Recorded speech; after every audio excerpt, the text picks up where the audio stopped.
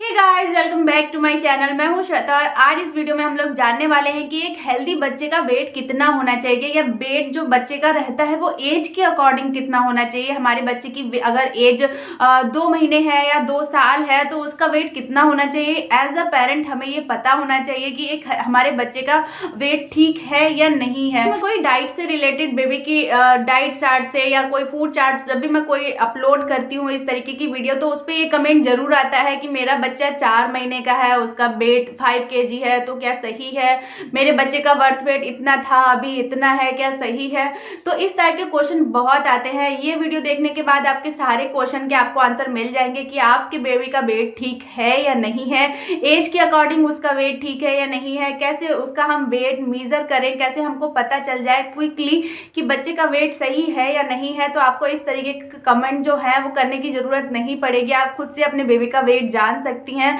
लेकिन मैं यहाँ पे एक बात कहना चाहूंगी, अगर बच्चा एक्टिव है, अगर बच्चा स्वस्थ है तो इतना ज़्यादा वेट जो है बेबी का मैटर नहीं करता है। मेरा जो बेबी है हमेशा से वो इतना एक्टिव रहा है कि मुझे उसके वेट को लेके कभी चिंता हुई ही नहीं है। लोग अगर बोलते भी है कि बच्चा बहुत पतला दुबला है तो मुझे इस चीज़ से कोई फर्क नहीं पड़ता, क्योंकि मुझे पता है कि वो बहुत अच्छे से एक्टिव है, उसके सारे माइलस्टोन उसने अचीव किए हैं और टाइमली अचीव किए हैं। तो मुझे वेट को लेके कभी कोई टेंशन हुई ही नहीं है। सब चीज़ों को देखते हुए भी हमें पता होना चाहिए, कम से कम 2 साल तक तो हमें पता होना ही चाहिए कि बच्चे का वेट हमारा किस तरीके से बढ़ रहा है, कि हमारे बच्चे का वेट सही से बढ़ रहा है, कहीं हमारा ऐसा तो नहीं कि बच्चे का वेट कांस्टेंट ही रह रहा है, बढ़ ही नहीं रहा है या फिर डिक्रीज होने लग गया है, यानी कि घटने लग गया है बच्चे का वेट। तब हमें चिंता करने की जरूरत है, तब हमें डॉक्टर को दिखाने की जरूरत है। तो कैसे हम पता करेंगे कि हमारे बच्चे का वेट सही है कि नहीं है? बच्चे का जो वेट होता है कुछ चीज़ों पे भी डिपेंड करता है। हमें हमेशा अपने बच्चे को कंपेयर नहीं करना चाहिए दूसरे बच्चे के साथ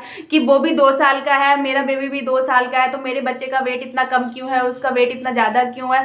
बहुत सारे जो फैक्टर होते हैं वो वेट को बच्चे के अफेक्ट करते हैं। जैसे कि प्रेगनेंसी में मदर की डाइट क्या थी, अभी अगर मदर ब्रेस्ट फीड करा रही है तो उसकी डाइट क्या है, उसके हिसाब से भी बच्चे का वेट बढ़ता है।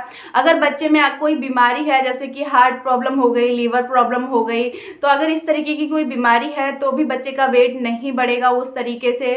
अगर आपको वेट देखना है कि आपके बेबी का वेट सही है कि नहीं है, तो आपको उसका बर्थ वेट पता होना चाहिए। अगर आपको बर्थ वेट पता है तो आप 1 मिनट में पता लगा लेंगे कि आपका बेबी का वेट जो है वो ठीक है या नहीं है। बहुत बार क्या होता है, जब हम हॉस्पिटल में होते हैं, बेबी जब बॉर्न होता है तो डॉक्टर उसका वेट लेना भूल जाते हैं या नहीं लेते हैं। कई जगह मशीन सही नहीं होती है, इस वजह से नहीं लेते हैं। लेकिन आपको यहाँ पे ध्यान रखना है कि आपको बर्थ वेट डॉक्टर से जरूर पूछना है, जरूर लेना है। बर्थ वेट लेना बहुत ज़रूरी होता है। अगर हमें ये देखना है कि हमारे बच्चे का वेट कैसे बढ़ रहा है, सही से बढ़ रहा है या नहीं बढ़ रहा है, तो बर्थ वेट बहुत ज़रूरी रहता है। अब हम जानेंगे कि बच्चे का वेट लेना कब कब जरूरी होता है, कब कब हमें बच्चे का वेट लेना चाहिए। तो सबसे पहले जो वेट लेते हैं हम वो लेते हैं जन्म के टाइम पे, बर्थ वेट आपको पता होना चाहिए।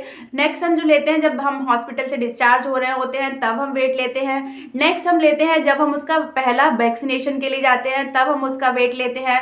इसी तरीके से 1 साल तक या 2 साल तक जब भी हम बच्चे की वैक्सीनेशन के लिए जाते हैं तब हमें उसका वेट लेना जरूरी होता है। इसके अलावा हमें वेट लेने की जरूरत नहीं पड़ती है।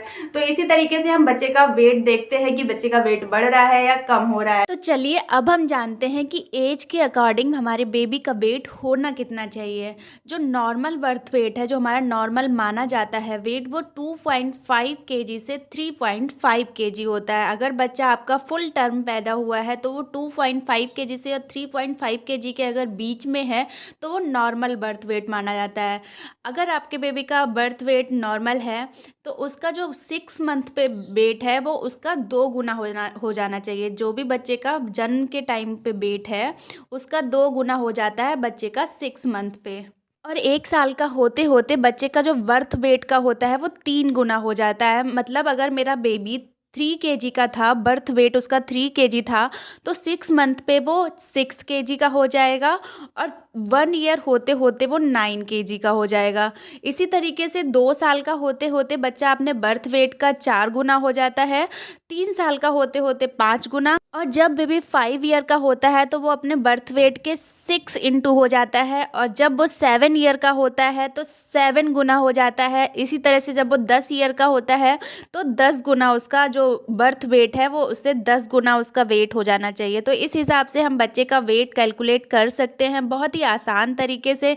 इसको थोड़ा सा आसान बनाने के लिए आप इस तरीके से भी देख सकते हैं कि बच्चे का जो 0 से 3 मंथ तक जब तक बच्चा होता है उसका पर डे 25 से 30 ग्राम वेट बढ़ता है, पर डे का बता रही हूँ मैं।